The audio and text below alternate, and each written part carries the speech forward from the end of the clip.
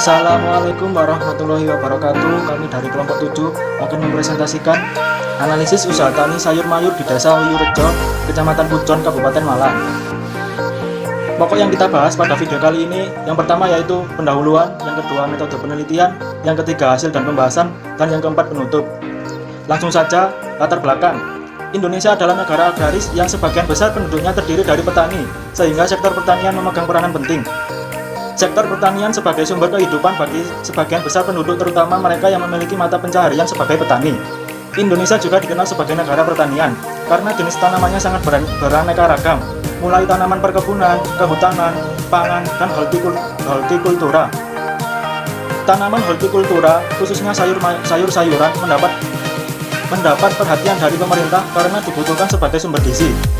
Dalam sistem usaha pertanian sayuran di Indonesia masih didominasi oleh sistem pengelolaan rakyat. Sistem pengelolaan rakyat dicirikan dengan sebatas kantong-kantong produksi yang bersifat kawasan produksi, dan penggunaan informasi pasar belum memadai, modal terbatas, dan lebih bersifat individu. Usaha tani sayuran memiliki ketergantungan tinggi terhadap preferensi konsumen, sehingga kondisinya harus diperbaiki dan diubah agar dapat bersaing di pasar. Metode penelitian. Waktu penelitian dilakukan jam 9.30 pada tanggal 10 April 2021. Lokasi yang dipilih untuk melaksanakan penelitian ini adalah di Desa Wiyurejo, Kecamatan Pujon, Kabupaten Malang.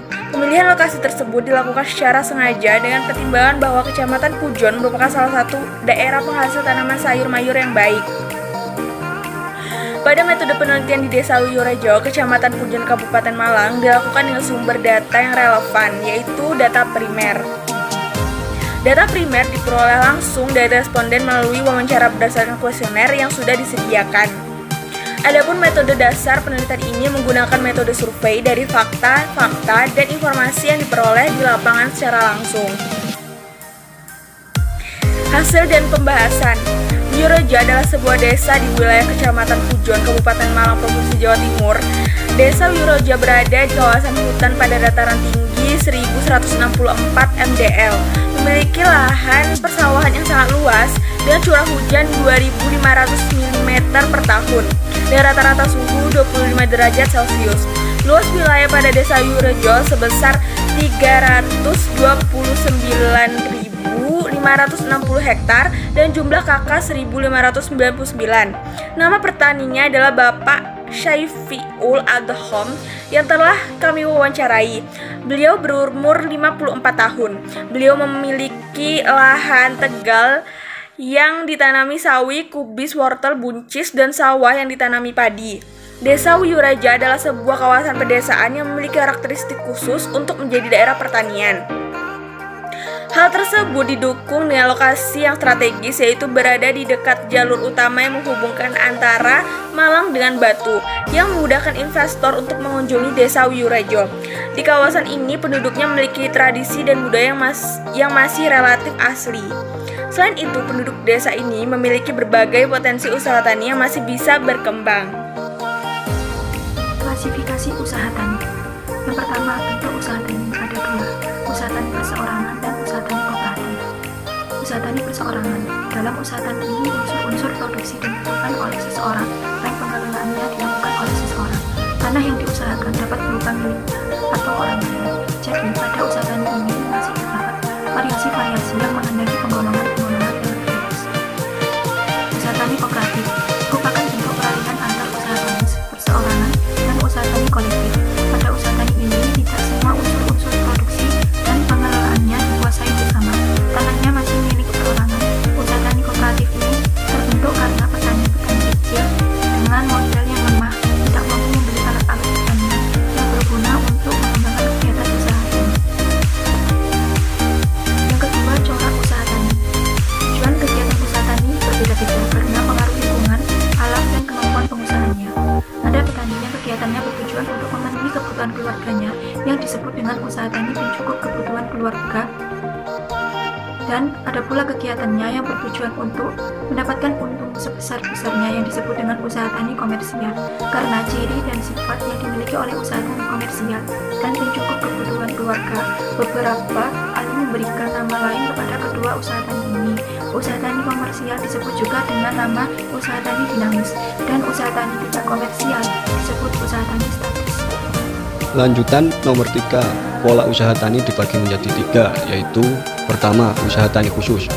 Usaha tani yang mempunyai satu cabang disebut usaha tani khusus. Contohnya, usaha tani tembakau ialah usaha tani padi, usaha tani sapi perah.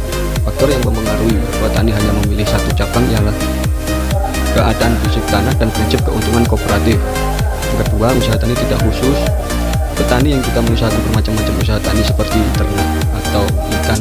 Hal ini dapat dilakukan kalau petani memiliki dan mengusahakan berbagai macam tanah seperti tanah sawah, tanah darat, tanah padang rumput, dan kolam.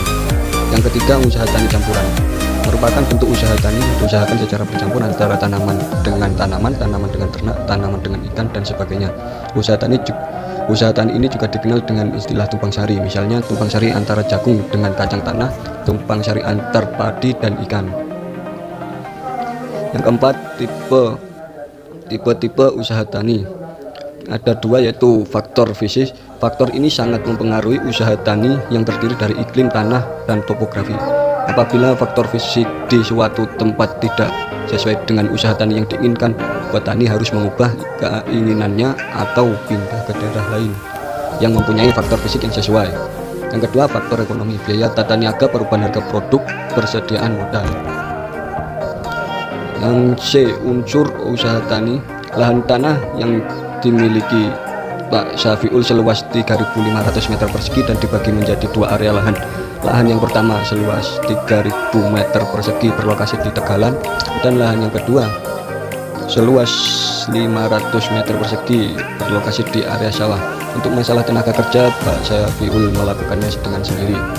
Pada modal yang dibutuhkan Pak Syafiul untuk membuatnya sendiri pupuk, yaitu pupuk urea besar 50 kg harganya 150, dan ZA 50 kg harga 100.000, dan pupuk SP 50 kg harga 160.000, dan ditambah pupuk organik. Obat pestisida yang dibutuhkan Pak Syafiul yaitu obat Prevaton 100 ml harga 70.000, Regen 30.000, dan fungisida Antila berat 1 kg harga 55.000, Sekare 1 ml harga 50.000, kontak 1 liter seharga 90.000. Jadi total modal awal Pak Syafiul sebesar kurang lebih 705.000.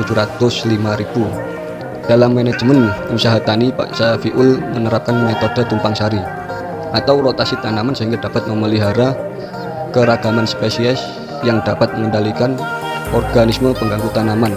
Ketika musim hujan, Pak Syafiul menanam sayur-sayuran seperti kubis atau sawi, sedangkan ketika musim penghujan, Pak Syafiul menanam ketika musim kemarau, Pak Syafiul menanam palawija seperti jagung dan lain sebagainya. Pak Syafiul juga bergabung di Gapoktan sehingga memudahkan beliau dalam melakukan usaha tani seperti pinjam peralatan, menggunakan bahan-bahan konstruksi di daerah setempat seperti kandang ternak, bengkel komos, dan lain-lain sebagainya, dan bergabung dengan petani lain untuk membentuk usaha seperti itu. Demikian yang bisa saya sampaikan. D. Faktor mempengaruhi keberhasilan usaha tani.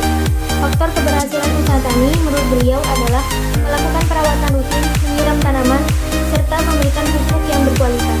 Jika musim hujan, hasil tidak melimpah karena hama tanaman padi meningkat. Jika musim panas, hasil panen akan melimpah. Penutup.